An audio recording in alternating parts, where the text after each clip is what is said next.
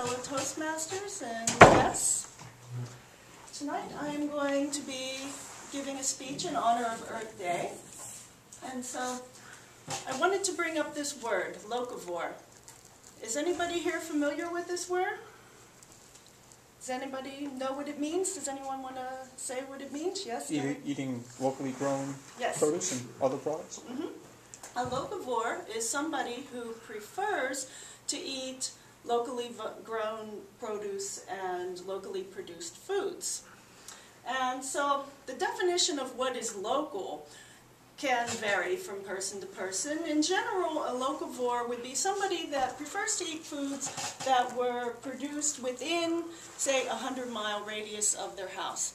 Some people take this a little bit more seriously, and they prefer more like a 25 or 30-mile radius, whereas other people have a broader idea about this, and they may be happy with something that was produced in New England or a tri-state area. Now you may be asking yourself, why in this day and age, when we can get cherries in December and asparagus all year round, why would somebody choose to limit what they eat to something that's produced locally? Well, to start with, locally produced foods are fresher. Did you know that the moment that produce is harvested, that it begins to lose its nutritional value, especially if it's not maintained at refrigerator temperatures after harvest? And so those cherries from South America in December are not quite as nutritionally sound as, say, cherries that you may have picked off of your grandmother's tree in her backyard when you were growing up. Another reason is that if foods do not need to travel, then you don't have to worry as much about spoilage. Now, consider the farmer in California who grows tomatoes, and they want to ship those tomatoes all the way from California here to Rhode Island. And that farmer is going to have to be concerned about things like bugs and fungus and getting into the tomatoes. Whereas the tomato farmer in Tiverton, who's shipping his tomatoes here to East Providence, doesn't have to worry about that.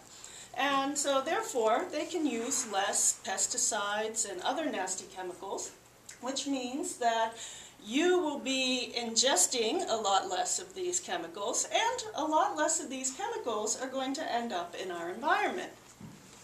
And the third reason is that when, obviously, if foods don't have to be shipped as far, they don't need to burn as much fossil fuels to get them from point A to point B, which then reduces our impact on global warming. And so you can imagine those cherries from South America that had to be packaged and put on an airplane and brought up here. Now, if you weigh the benefit of having a cherry in December with all of the fossil fuels that are burned, you have to wonder, is it really a good balance? Is this really a smart choice? So now you're probably thinking, okay, I really want to become a locavore. And so what can I do to become a locavore? About 4 years ago, PBS.org published an article called 10 Steps to Becoming a Locavore. Now, in the interest of time, I'm only going to go over 2 of those steps. But if you are interested, you can go to pbs.org and you can search for this article, and it has a lot of good information. So one way that we can all become locavores is to visit our local farmers markets. Local farmers markets tend to sell produce that was grown by local farmers. So not only are you getting fresher, healthier food, but at the same time you're helping to support local agriculture. And another thing that we can do, which is, and I think is particularly fun, is that you can become a member of a community-supported agriculture program. And these are commonly referred to as CSAs. Now, the idea behind CSA is that members of the community purchase a share of a harvest from a farmer. And so how it normally works is the person will pay the farmer up front, usually in the spring, and in return, during the growing season, they usually get a rather large weekly box of vegetables, and this usually goes on for a set number of weeks. Now this is beneficial to both the farmer and the shareholder, because the farmer gets money up front, so they have money coming into the farm during the entire growing season rather than having to wait until everything has been harvested and sold. And this also benefits the shareholder because you get a lot of locally fresh food. So I've belonged to a CSA for about 5 years now, and I have to say I really like it. And what I really enjoy about it is that once a week I go out to the farm and I get really a rather large box of vegetables that were just freshly picked that morning.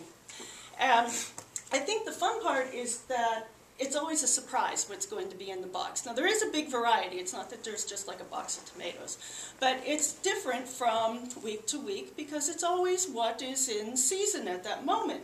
So in the beginning of the season we get a lot of leafy greens and things like that. And by the end of the year, in October, we've got a lot of potatoes and winter squash and things along those lines. And the amount of produce that you get is really at a large volume, and it comes out to be a lot cheaper than buying it at the grocery store.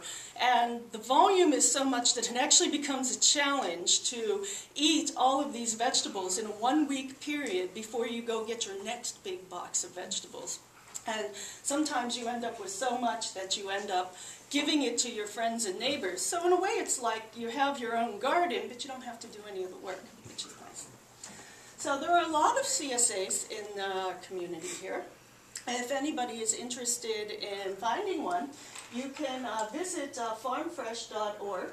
And this is a website that is dedicated to local farmers here in the Rhode Island area. And there you will find links to farms that have CSA memberships available, as well as to locations of local farmers markets. So Earth Day is coming up in a couple of weeks, and so this year perhaps you can think about doing something to both improve your health, help the environment, and support local agriculture by becoming a locavore. Thank you.